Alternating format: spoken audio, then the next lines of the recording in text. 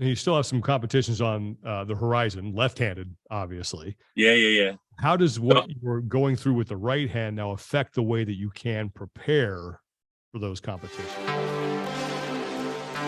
Hi, everybody. Welcome to another Monster Monday, another episode of Hit and Catch. And we catch up with Michael and Rebecca Todd on the road in Atlanta as the rehab journey begins. So how did today go? Went really well, really well. We took the splint off, so he's cut it off, and we went ahead and brought a measuring tape because I figured my arm was going to shrink drastically, and prior to the injury, just cold flexing 20 and a quarter, no pump, whatever. And I'm thinking, man, I'll be lucky to hit 18. Surprisingly, it was still 19 and a quarter. So I only lost an inch. I was like, all right. So I've been working this ball. I had this ball that I was using the whole time in the splint because I couldn't do much else. But now I have range of motion. I'm in this brace that goes back to 90 and out to here. So I'm allowed to do movement by myself. Anything else has to be assisted, like turning palm up. But I haven't been turned this way in a decade. And he did it when I was, out. He turned me all the way up. Today he started turning me and he got me pretty good over. I could feel the pain. Same pain I would have felt previously if I'd have tried to do it myself, which would have had to have been broken to go that way, right? But yeah, so it's day one of the journey, right? Day one of coming back and doing and it's so crazy because it's like dexterity stuff with my fingers and, just tiny little movements, very, very passive movements. And, I want to get after it, but I got to do the training. I got to do the rehab correctly, the recovery correctly. And, but I'm very optimistic about the return. So it went well. We finished up there. He cut that off, put this thing on. We went over to do rehab. Once we get done here, I'm heading over to Chip Smith's Performance Systems to do that whole next level hyperbaric chamber, red light therapy bed, all that recovery stuff. So that's what we're going to spend a week here. We'll be here till Thursday night, and then we head over to Hattiesburg for that event this weekend. And beyond the week here, is there a rehab plan in place? Is it physical therapy a couple times a week? Is there a set routine that you do at home? What does that look like beyond this initial phase where I imagine the recovery process is going to be pretty intense? Well, my surgeon flies out to London tomorrow. So I'm going to talk to him today after we finish up with the recovery portion. But he wants to connect with my physical therapist back home, who has done a lot for me with BFR therapy and all kinds of good stuff, from different pec tears, lat tears, all that stuff. Nothing ever post-surgery. But he wants to get a game plan together with him. I just got to connect the two guys.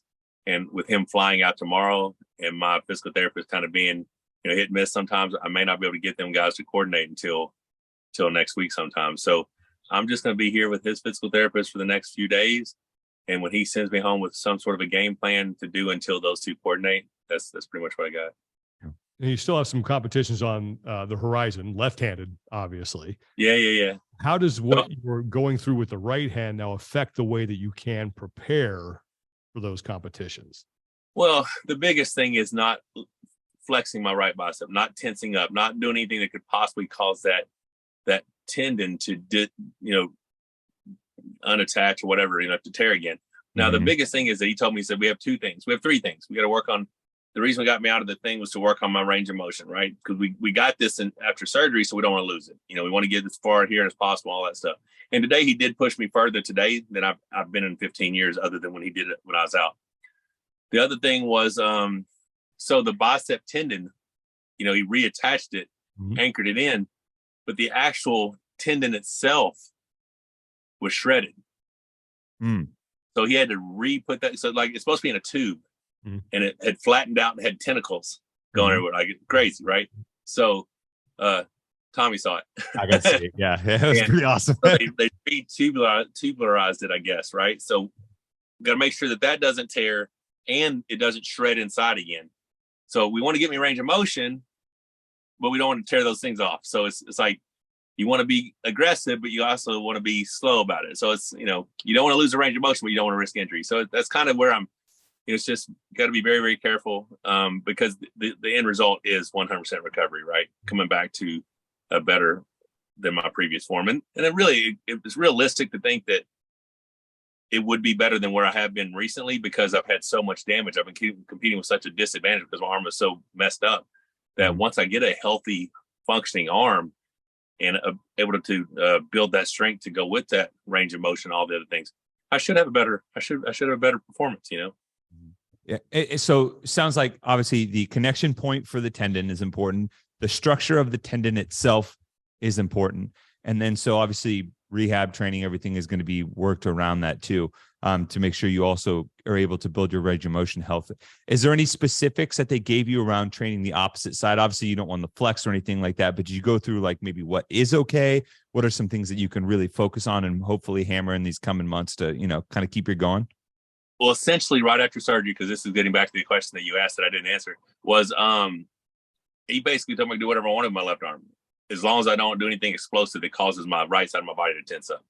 So I've been doing movements and training back home to the point to where I was doing this handle that has a strap on one end. So imagine about a 6 to 8 inch handle, right? And it's got a strap that attaches to a pulley, but instead of a strap on both ends to make it even, it's just a strap on the bottom. So when you roll it up and you start to turn it in, it's trying to pull you out, right? Because it's just you're pulling in that strap and cupping it. So I was doing a lot of that work on my supination, my cup, inside tendon, everything, with lighter weight, of course. But then my training partner, Corey West, the gorilla, comes over and he's doing a little arm workout. And, just like every typical person who uses your gym, they never put it back the way they found it. And he left the big 3-inch spinning handle on it, but with the whole stack, right? The whole 200-pound stack. And I'm like, what the hell? Let's try. So I'm in my splint and I walk over there and I'm like, and I pin it. And then I'm like, oh, okay. So I give myself a little bit and I go over there and I pin it like 8 to 10 times. I'm like, okay. I mean, because that's a good amount of weight for me with my left arm because it's not my dominant arm. Mm-hmm. My right arm, I've done a set of 50 with it before. But that 3-inch handle is this thick. So trying to grab that with your thumb out, not here, and cupping it in is a lot of pressure. So that's the heaviest resistance I've done yet. I'll probably do similar style training now that I'm in this, just not tensing this up. Everything here is just going to be rehab, recovery. This is going to be starting to get stronger, Mm-hmm.